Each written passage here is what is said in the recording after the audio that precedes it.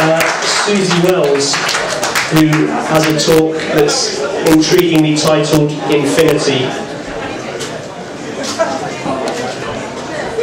Okay, right, yeah, I guess I'm ready to go.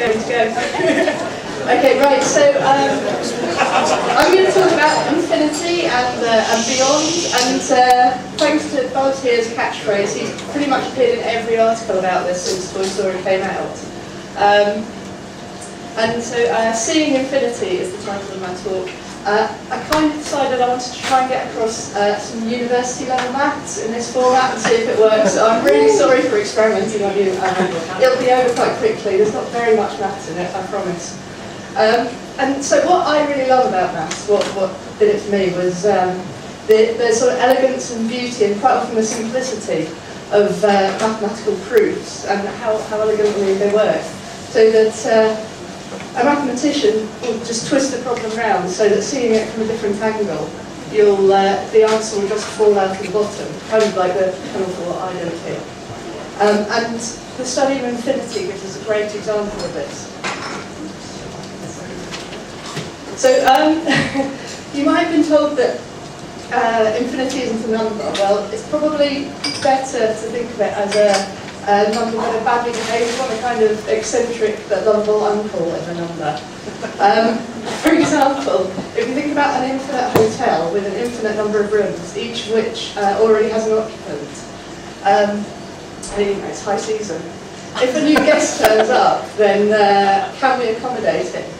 And the answer to this question turns out to be yes, we can, because we can put him into the first room and then just ask everybody else to move along the run. And even though all the rooms were already occupied, there will always be enough rooms to move people along because we've got an infinite number of them. And what that shows, believe it or not, is that infinity plus 1 is equal to infinity.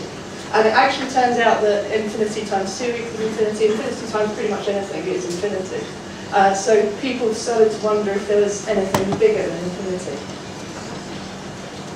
Okay. And so the answer to this comes from things called real numbers. And by real numbers, we just kind of mean all of the numbers, including the really untidy ones that would take a long time to write down.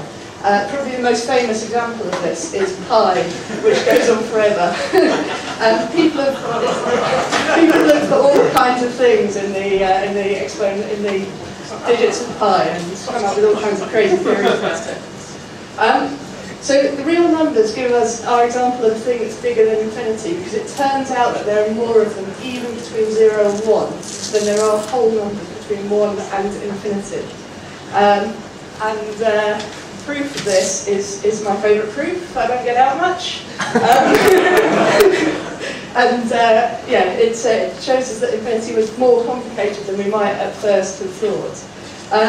So how this goes is we start by assuming that actually there are the same number of real numbers as there are whole numbers, and that means we can line them up next to each other. So this is just the real numbers between 0 and 1. And then what we do is we make another number out of these. We take the first digit of the first number as our first digit of our new number, second digit, the second one, and so on all the way down the line there. And then what we do is we make another number that has a 4 in every place, but a 5 where the other number had a 4. And that number can't have already been in our list, because it's different in at least one digit to every other number in the list. But it is a real number, and it is between 0 and 1. So we've got a real number that actually wasn't in our list to start with. So that means that our original number is bigger than infinity. So that means lining them up was impossible, so we found something bigger. So that proof, that's it, that's all the maths, that proof by a guy called Cantor is I think, an example of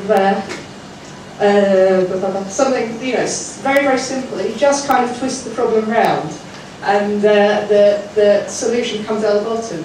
But it tells us something very fundamental and quite unintuitive about the way that numbers work.